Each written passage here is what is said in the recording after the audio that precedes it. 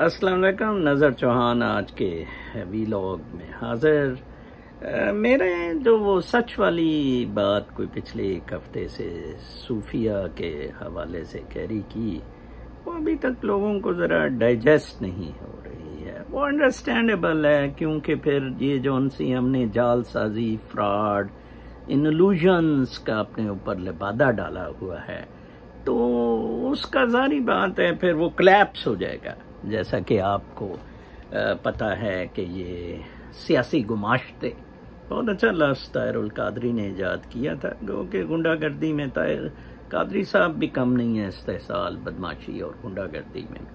बहरहाल ये सियासी गुमाश्ते और ये ब्यूरोक्रेसी, फ्रॉड, करप्शन। आजकल इधर गवर्नर सरवर साहब आए हुए हैं जो लैंड माफिया हैं, बुनियादी तौर पर जो ओवरसीज कमीशन को काम नहीं करने देते हैं। वो जहांगीर बारा, जिनकी मैं बड़ी तारीफ करता हूँ, उनके काम में सबसे बड़ी रुकावट गवर्नर सरवर है, क्योंकि ये लैंड माफिया का सरगना है।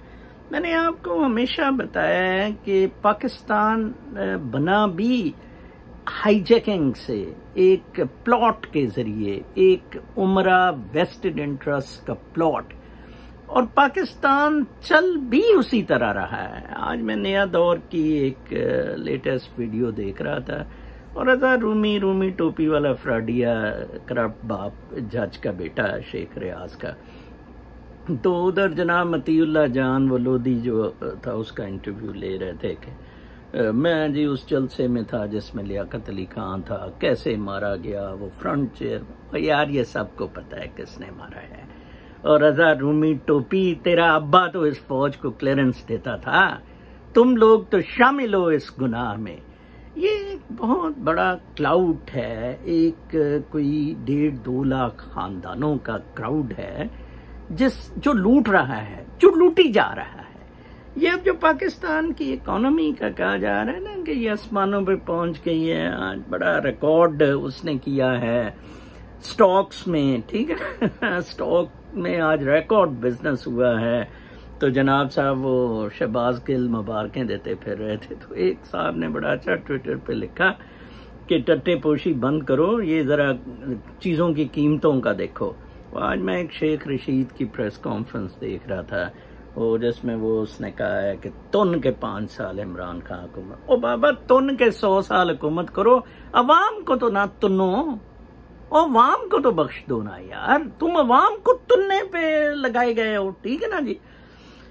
तो शेख रशीद साहब भी उसमें जी बहकी बातें कर रहे थे, और जिस तरह का वो ड्रामा टाइप कैरेक्टर है जो कहीं क्लर्क लगने के काबिल भी नहीं है, वो अपनी साइंस मारी जा रहा था पाकिस्तान की तरक्की के बारे में और अड्डों के बारे में। एक नई कंट्रोवर्सी के अमेरिका को दी है। और भाई आप सारे अमेरिका के फ्रंट मैन हैं, ये 1.5-2 लाख खानदान, ब्यूरोक्रेसी, ये पॉलिटिशियन, ये जर्नल, आप अमेरिका के फ्रंट मैन हैं।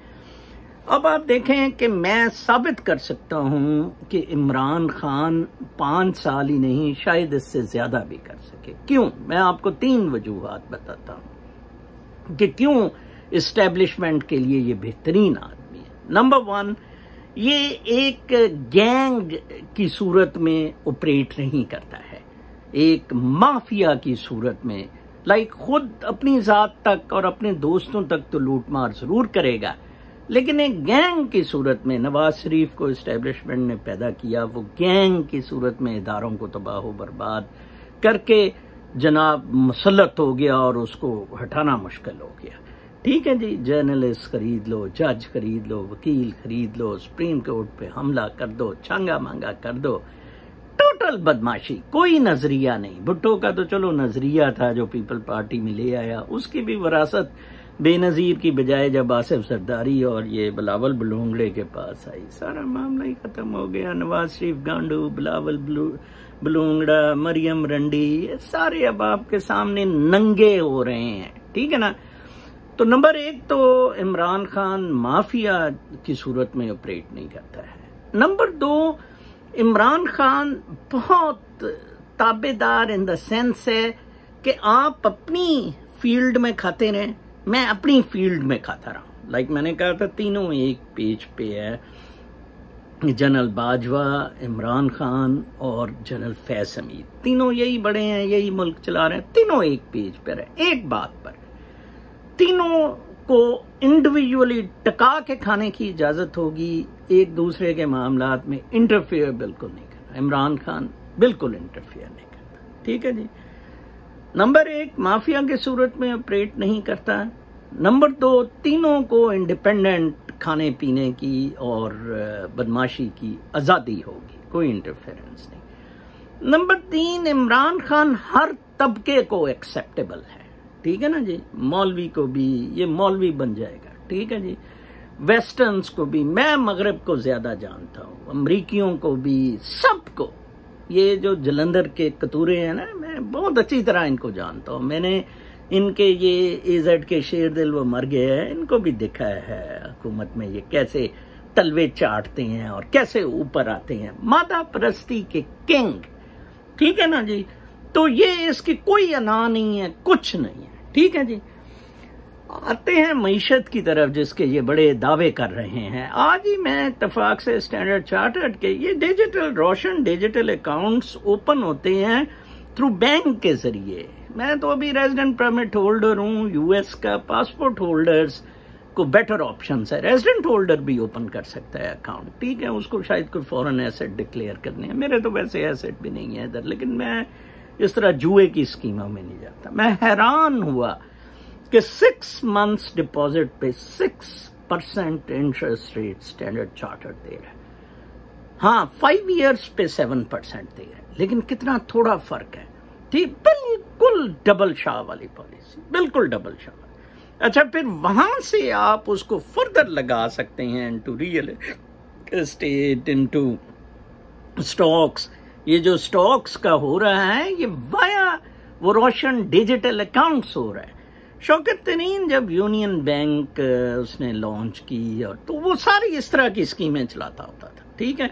मुझे याद है, एक मेरा दोस्त, बिल्कुल ही उसके पास कोई सिक्योरिटी नहीं, कुछ नहीं, एक शोरूम चलाता होता था वो स्टेडियम में। तो एक लड़की आई उधर, उसने कहा जी ये लें आप 2 लाख रुपए का रनिंग फाइनेंस ले लें। वो कहता है यार मुझे, नहीं आप ले लें जी, कोई सिक्योरिटी नहीं, कुछ नहीं, ठीक है ना जी। अब क्या होगा, पाकिस्तान का ये दिवालिया हो जाए। जो कोर फंडामेंटल्स ठीक करने के हैं वो बिल्कुल ठीक नहीं करने इकोनॉमी के। लाइक आज मैं इमरान खान की हाथ से लिखी हुई एक प्रायोरिटी लिस्ट देख रहा था मैनिफेस्टो पे, जिसमें यूनिवर्सल सिलेबस नंबर 1 था, हेल्थ नंबर 2 था, नंबर 3 कुछ और भूल रहा हूँ, नंबर 4 पे करप्शन थी। मतलब आप इसकी प्रायोरिटीज देखें, एग्रीकल्चर इमरजेंसी लिखा हुआ था और वो 8वें नंबर पे थी। आसिफ शरीफ साहब जैसे बंदे अभी तक धक्के खा रहे हैं, वो खैर मतलब he is well of, private sector से वो काम कर रहे हैं, उनकी सर्विसेज नहीं लेनी। नजर चौहान की अकाउंटेबिलिटी के लिए सर्विसेज नहीं लेनी कि वो कहता है मैं 200 अरब डॉलर निकलवा देता हूं। क्यों? क्योंकि किसी जर्नैल, किसी सियासी गमाश्ते, किसी यार बेली, पिंकी पीरनी, किसी रंडीबाज का ना कोई चकले का मामला निकल आए, ठीक है ना। चकले पे चल रही है, जुए पे चल रही है ये इकोनॉमी, ठीक है। डबल शाह से भी वर्स्ट चल रही है। डबल शाह कोलैप्स हो गया ना, कोऑपरेटिव्स कोलैप्स हो गए ना, अब आप देखना ये भी कैसे कोलैप्स होंगे। ऊपर से अफगानिस्तान के तालिबान के साथ हम धंधे अड़ाएंगे जी। और आज शेख रशीद साहब फरमा रहे थे जी हम तो रूस, चीन, ईरान और हम मिलके अफगानिस्तान पर हुकूमत करेंगे। वेरी गुड जी, करें आप हुकूमत। बेसिकली तो आप अमेरिका के लिए हुकूमत करेंगे, वो तो आप पहले हुकूमत का सोच रहे थे जब जालिम खलीलजाद आपको घेर कर लाया था, तो तालिबान आपने कहा जी हम मिलवा देते हैं। सारे ड्रामे, बदमाशी, लेकिन बात उधर ही बॉयल डाउन करती है। आप समझते ही नहीं कि रब आपके अंदर बसता है, तो फिर नेचुरली यही होना है। आपके नजदीक रब एक डिस्टेंट पे कोई फोर्स है, और रब के नवाजे हुए ये नवाज गांडू शांडू, ये कुत्ते कंजर हरामी सारे, ठीक है ना जी। मौज करें, फिर यही होगा। फिर ये सारे बदमाशी, रूमी टोपी और ये डांस करने वाले कंजर सारे इसी तरह करेंगे। अपना बहुत ख्याल रखें। कल तक के लिए इजाजत, अल्लाह ने के पास।